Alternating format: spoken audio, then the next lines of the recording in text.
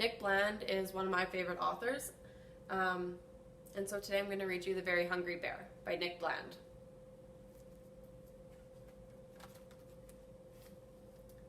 Bear was in a grumpy mood. He hadn't eaten any food, and he couldn't catch a single fish to cook. He'd been hungry since the break of day, and every fish had got away. Now suddenly something huge was on his hook. Yank! He cranked the handle round and round. He yanked the line and wound and wound. He flicked it there and waved it over there. A hungry bear is very strong, so it didn't take him very long to discover that he'd caught a polar bear. "Excuse me," said Bear, "do you have to fish there? You were catching all of the fish." "I'm sorry," he said, as he lifted his head. "You can have one of mine if you wish."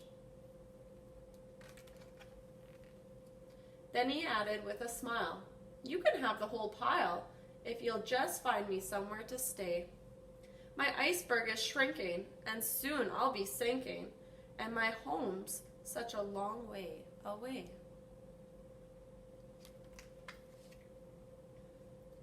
Now a fish to a bear is like a chocolate eclair. It's incredibly hard to resist. So the thought of a pile that would last for a while was an offer too good to be missed. With a sploosh and a splish and an armful of fish, Bear led the way through the trees. "My cave's over there, and I'm happy to share. You can stay for as long as you please."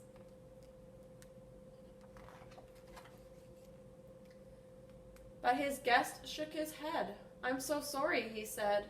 "While your cave is particularly nice, it's just a bit hot for this coat that I've got, and the fire is melting my ice." So they went to see Mole, and he dug them a hole, which was cooler, but just a bit small. And they visited Croc on his cool river rock, but he wasn't that helpful at all. "Perhaps this is best," said the bear from a nest, "but I think that I'm going to sneeze." Then he squinted his eyes and he said with surprise, "Ah!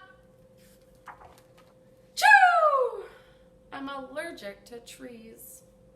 So the bear with white hair followed right behind Bear to the only place left they could go, away from the trees and the warm summer breeze, all the way up to the snow. They built him a home with an icy white dome. And Bear left a housewarming dish.